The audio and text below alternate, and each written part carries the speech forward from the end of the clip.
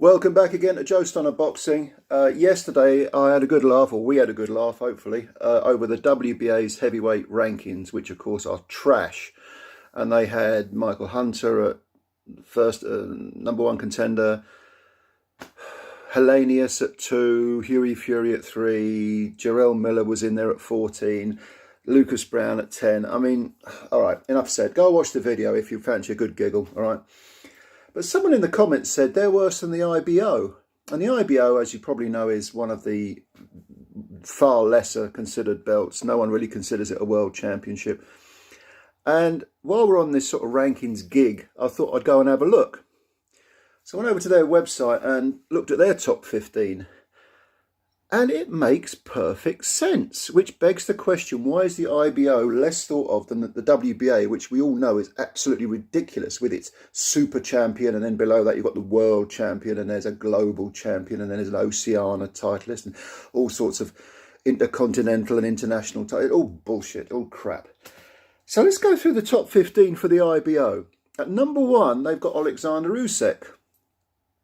All right, you might say Tyson Fury's your choice. You can make a good argument for that, but Rusek, yeah, you can make a convincing argument that he is the best. He's got, you know, several of the belts, beat Joshua, rematch with Joshua pending. He's never ducked anyone, former undisputed cruiserweight champ, etc., etc. #2, you've got Fury. No argument again. Yeah, okay, you might flip 1 and 2 over, but yeah, Fury belongs there. #2. #3 is Anthony Joshua. Again, the guy's held several of the belts for long periods, 2-time heavyweight champ, fighting for the title again. 3, yeah, no problem. #4, Joe Joyce. Okay, is that a little bit high? Some of you might think so, but he belongs in the mix, Joyce does. You know, he's had that tick-over fight with Christian Hammer, which was nothing, but he handed Dubois his first defeat, his only defeat so far. You know, he's a good fighter. Joe Joyce, he's a threat to anyone. I think we can all agree with that.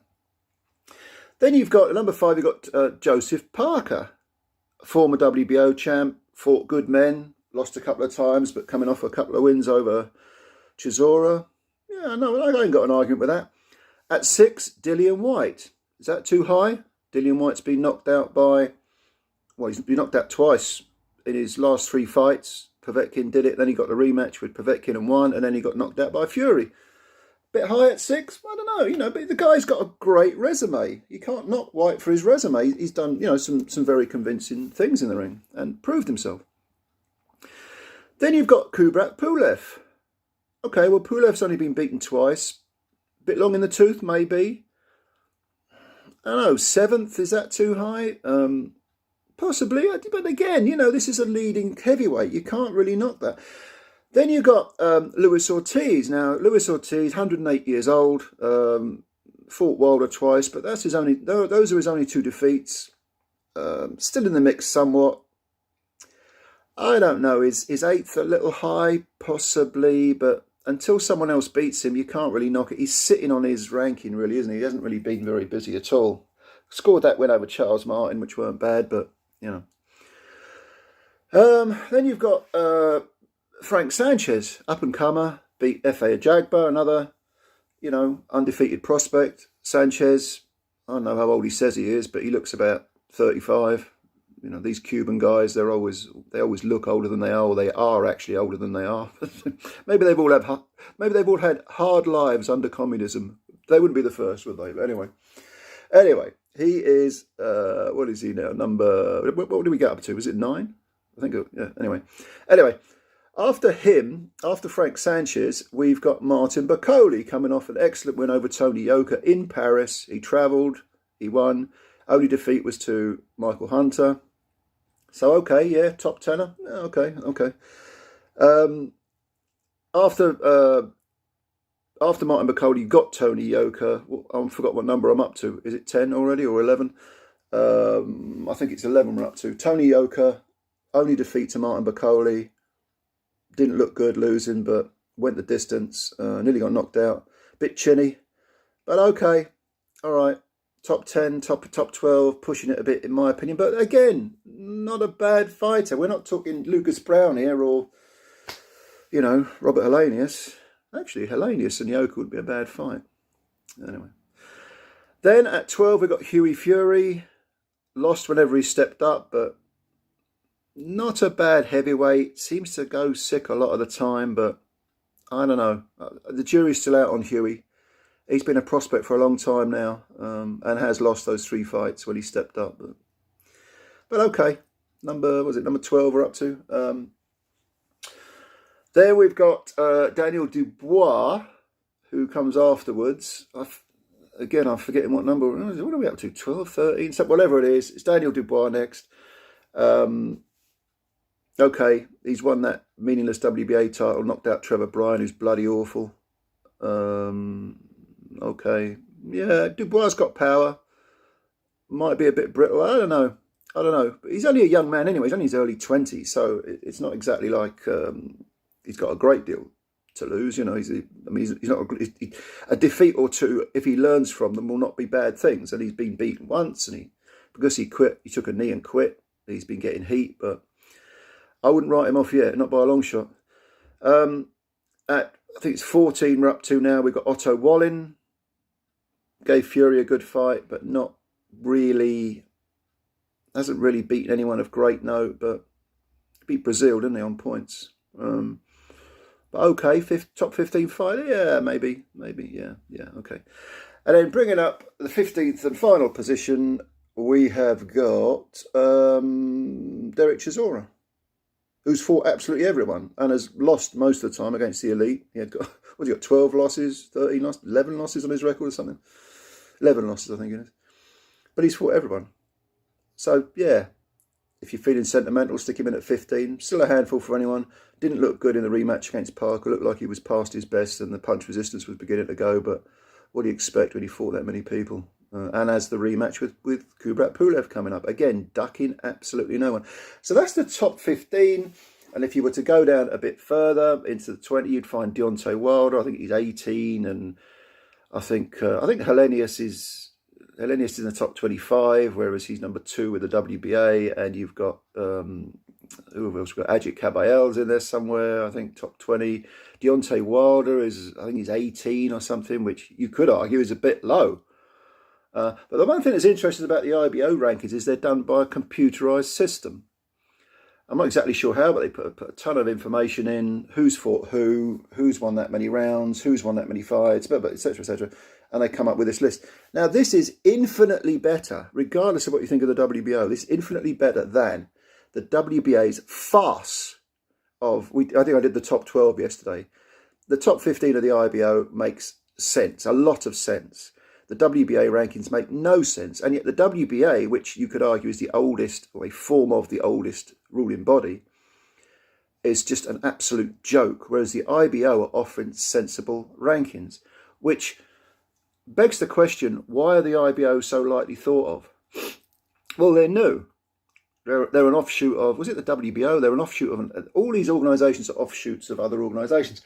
And the IBO, again, totally discarded. You're not going to get anyone in the Hall of Fame who's only ever won an IBO title. Their champions are people like Rusek, who wasn't really thinking about the IBO title. He was thinking about the bigger titles and beating Joshua.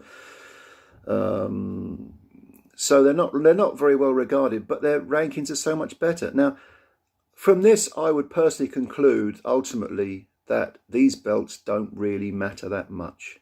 They're bargaining chips. They attract broadcasters. You have to pay sanctioning fees whenever you fight for one of those belts. But if we're talking about legacy fights, fighters assembling records that put them down as potential Hall of Famers or build up a personal legacy, do the belts matter?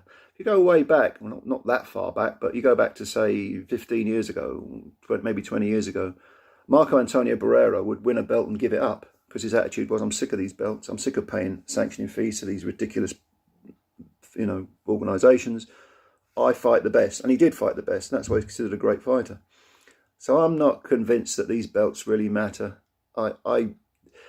Until the WBO came along, when I was a younger man, much younger man, I used to pride myself in the fact I could name every single IBF, WBC and WBA champ, every single one. And the international belts were around, but they hadn't really taken off. And, there were a lot of these garbage trinkets as well. But the main champions I could name. Then the WBA came along, the WBO came along, and I just gave up. I thought, under fourth ruling body, you're having a laugh on you. Since then, 20 years, 20, 30 years, whatever it is, 25 years ago, they've been meaningless to me. I don't care about them. I don't really pay much attention to it. I sort of take a cursory look and say, okay, it's for that title. But when you've got a so-called fourth division organisation with infinitely better rankings than the supposed oldest ruling body, you have to ask questions. And of course it brings in that hot potato word, corruption. People think of corruption as being illegality. It is not necessarily illegality. You can be corrupt in very legal ways, you know. And I think a lot of these organisations get around things by being corrupt in perfectly legal, legitimate ways. Don't forget, these are private interests, essentially, and they're not regulated by anyone. And whenever you get any industry which is not regulated by government saying you're not allowed to do this, you get chaos, or you get there's always so much room for corruption, so much room for manipulation, so much room for taking liberties with the public, with the people that work for them, and so on and so forth.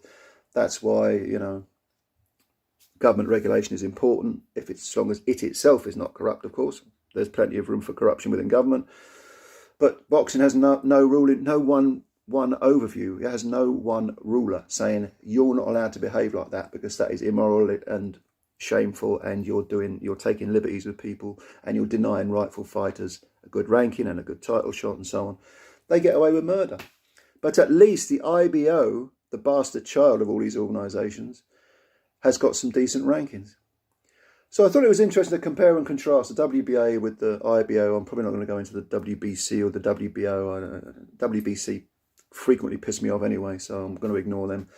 But what do you think? Leave your comments below about these ruling bodies, about rankings. How do you think can be improved? We're all thinking, we're all wishing there was just one ruling body. We're all wishing that someone could come in and, you know, drain this sewer. But all credit to the IBO for coming up with some decent rankings. I was surprised when I looked at it, but there we are.